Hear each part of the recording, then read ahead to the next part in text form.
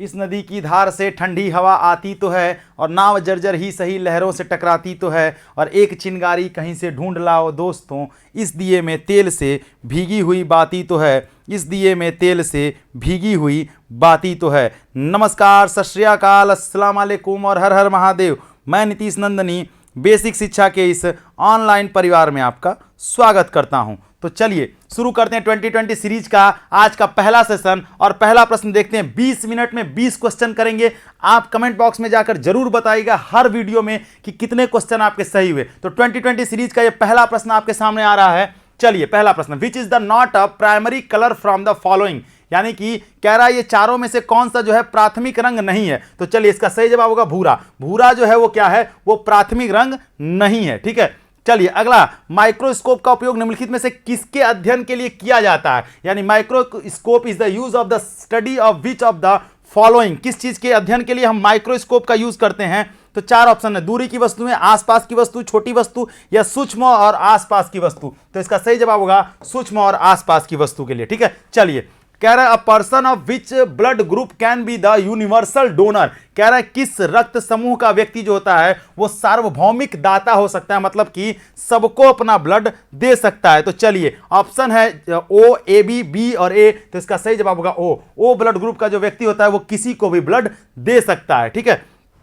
अगला प्रश्न कह रहे हैं कि the density of milk is the measured by, यानी कि दूध का जो घनत्व होता है वो किसके द्वारा मापा जाता है। ठीक है, चार ऑप्शंस हैं आपके सामने, लैक्टोमीटर, हाइड्रोमीटर, बैरोमीटर या हाइग्रोमीटर। तो चार ऑप्शंस हैं, इसका सही जवाब होगा लैक्टोमीटर। लैक्टोमीटर के द्वारा जो है हम दूध का घनत्व मापते हैं। ठीक है, चलिए अगला प्रश्न देखते हैं क्या है, पांचवा, अलेक्जेंडर फ्लेमिंग ने किसकी खोज की थी। अलेक्जेंडर फ्लेमिंग डिस्कवर्ड, किसकी खोज की थी, पेंसिलिन की, एक्सरे की, या स्ट्रेटोमाइसिन की, या टेलीस्कोप की। तो पूछ रहे हैं कि जो है किसने किसकी खोज की थी, अलेक्जेंडर फ्लेमिंग ने। तो इसका सही जवाब होगा पेंसिलिन की। पेंसिलिन की खोज की थी अलेक्जेंडर फ्लेमिंग ने। अगला क्वेश्चन देखते हैं, संस्कारों की कुल संख्या कितनी होती है, मतलब हमारे पास हमारे वेदों में कितने संस्कार दिए गए हैं। तो चलिए भैया इसका सही जवाब क्या होगा, 16 संस्कार होते हैं हमारे पास। जैसे कि आप सुनते हैं, जैसे कुछ तो चर्चित हैं, अब तो 16 होते नहीं, पहले होते थे 16, कुछ चर्चित हैं जिसमें से उपनयन संस्कार जिसको जनेऊ कहा जाता है। ठीक है, पहले हर एक संस्कार अलग अलग होता था,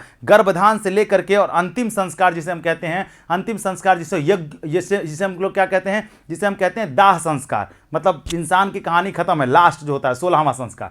तो गर्भधान से लेकर के मरने तक के बीच में 16 संस्कार जो है हमारे उसमें वेदों में बताए गए हैं। ठीक है, चलिए कह रहे हैं प्रियदासी और देवानाम प्रिय शिलालेखों द्वारा किन राजाओं का उल्लेख किया गया है, यानी which of the king has been the mention by the Priyadarshi and Devanam Priya inscription, किस राजा को देवानाम प्रिय कहा जाता है। तो ये कहा जाता है सम्राट अशोक को। अशोक का जो है देवानाम प्रिय और प्रियदर्शी कहा जाता है। एक चीज और जानते रहिए, अशोक का नाम अशोक जो है, अशोक का नाम अशोक दो अभिलेखों में मिलता है, एक मिलता है गुर्जरा और एक मिलता है मास्की। ये दो ऐसे अभिलेख हैं जिसमें अशोक का नाम अशोक मिलता है। बाकी जगहों पर देवानाम प्रिय, प्रियदर्शी राजा और इन सब अलग अलग नामों से उसे जाना जाता है। ठीक है, अशोक के टोटल 13 शिलालेख मिले हैं, 13 शिलालेख मिले हैं अशोक के। ठीक है, 13 शिलालेख और 14 शिलालेख मिले अशोक के। अशोक के जो हैं 14 शिलालेख हैं, 14 शिलालेख हैं अशोक के। 13वां जो शिलालेख है, 13वां शिलालेख, ये 13वां शिलालेख, इसमें जो है, इसमें 13वां शिलालेख में कलिंग युद्ध का वर्णन किया गया। किसका, 13वां शिलालेख में कलिंग युद्ध का क्या है, वर्णन किया गया है 13वें शिलालेख में। ठीक है, चलिए अगले प्रश्न पर चलते हैं। अगला प्रश्न कह रहे हैं इंडिका के लेखक कौन है, who was the author of indica. कह रहे हैं प्लूटार्क, जस्टिन, हेरोडोटस और मेगास्थनीज। मेगास्थनीज ने लिखी है इंडिका पुस्तक। ठीक है, ये सेल्यूकस निकेटर का राजदूत था, सेल्यूकस निकेटर का क्या था, सेल्यूकस निकेटर का राजदूत था। सेल्यूकस निकेटर का राजदूत था मेगास्थनीज, उसने ही किताब लिखी है। क्या नाम है उस किताब का, इंडिका किताब का नाम है। ठीक है, चलिए अगले प्रश्न पर चलते हैं। 9वां प्रश्न, who was the author of the Shahnameh, मतलब पूछ रहे हैं कि शाहनामा जो है वो किसने लिखा है, शाहनामा के राइटर कौन है। तो चलिए देखते हैं शाहनामा के राइटर कौन है, उतबी, फिरदौसी, अलबर्नी और बर्नी। तो इसका सही ऑप्शन होगा फिरदौसी। फिरदौसी ने लिखी है शाहनामा। शाहनामा पुस्तक किसने लिखी है, फिरदौसी ने। ठीक है, चलिए जहां कलई खोलने लायक होगा वहां कलई खोलते रहेंगे साथ साथ में। ठीक है, अगला प्रश्न, whom did the Guru Nanak appoint as the सक्सीजर, Guru Nanak ने किसे अपना उत्तराधिकारी नियुक्त किया था। ठीक है, तो किसे अपना उत्तराधिकारी नहीं था, गुरु रामदास, गुरु आरामदास, गुरु हरराय और गुरु अंगद को अपना अधिकारी नियुक्त किया था, गुरु अंगद को। अच्छा, सिख धर्म के संस्थापक, सिख धर्म के जो प्रथम गुरु थे वो कौन थे, गुरु नानक थे। प्रथम गुरु कौन थे, गुरु नानक। गुरु नानक जो थे वो सिख धर्म के प्रथम गुरु थे। अच्छा, दसवें और अंतिम गुरु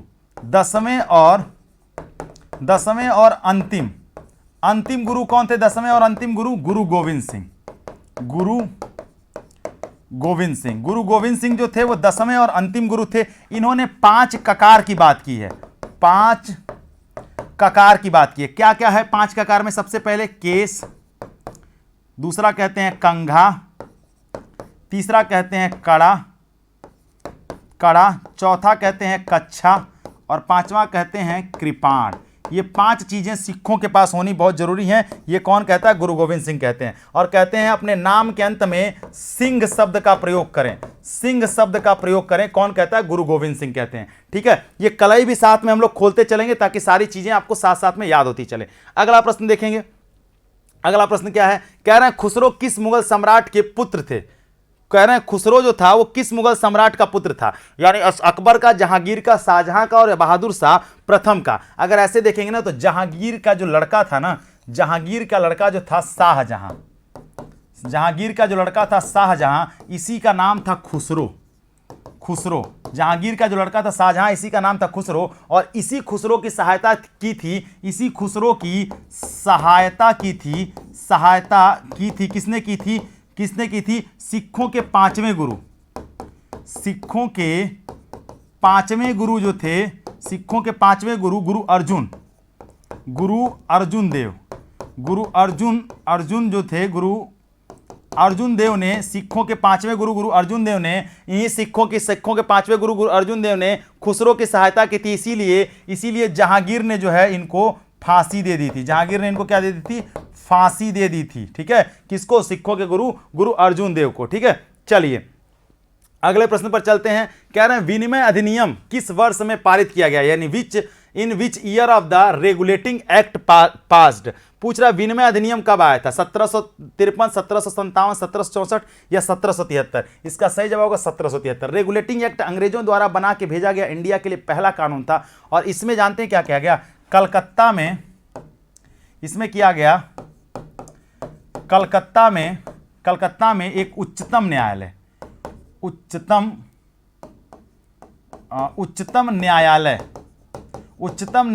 की स्थापना, कलकत्ता में एक उच्चतम न्यायालय की स्थापना की गई।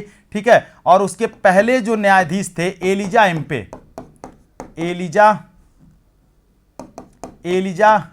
इम्पे, उसके पहले न्यायाधीश थे। ये क्या थे, प्रथम न्यायाधीश थे, पहले न्यायाधीश थे एलिजा इम्पे। ठीक है, चलिए अगले प्रश्न की तरफ चलते हैं। और अगला प्रश्न है आपके सामने ये, विलियम बेंटिक द्वारा सती प्रथा को किस वर्ष समाप्त कर दिया गया, यानी in which year the sati system was abolished by the William Bentinck. पूछ रहे हैं विलियम बेंटिक ने सती प्रथा कब समाप्त की थी, 1725, 1727, 1825, 1827, 1829 और 1830।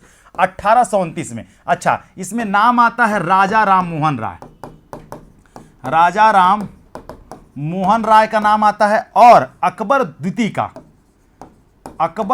का भी नाम आता है, अकबर सेकंड का। ठीक है, और उस समय गवर्नर कौन था, उस समय गवर्नर था विलियम बेंटिक। ठीक है, तो विलियम बेंटिक के गवर्नर के शासनकाल में ये खत्म किया गया था। ठीक, चलिए आगे बढ़ते हैं। 14 नंबर प्रश्न, किस मुगल बादशाह को रंगीला के नाम से जाना जाता है, which Mughal emperor is known as the name of Rangila. ठीक है, फर्रुखसियार, रफीउद्दौला दराज, मोहम्मद शाह या रफीउद्दौला। 4 ऑप्शन हैं, बताइए किसको जो है रंगीला कहा जाता है, तो मोहम्मद शाह जो है इसे रंगीला के नाम से भी जाना जाता है। क्या नाम जाना जाता है, रंगीला नाम से। अगला प्रश्न कह रहे हैं कि चार्ल्स वुड का प्रेषण निम्न में से किससे संबंधित है, यानी कि Charles Wood dispatch was related with the which of the following, शिक्षा से, व्यवसाय से, प्रशासनिक सुधार से या सैन्य से। यानी चार्ल्स वुड डिस्पैच जो था वो किससे संबंधित था, तो इसका सही जवाब होगा एजुकेशन से। अंग्रेजों द्वारा एजुकेशन के लिए बना करके भेजा गया कानून था जिसे चार्ल्स वुड डिस्पैच कहा जाता है। क्या कहा जाता है उसे, चार्ल्स वुड डिस्पैच कहा जाता है। ठीक, चलिए अगला देखते हैं, अलकनंदा और भागीरथी की मुलाकात कहां पर होती है,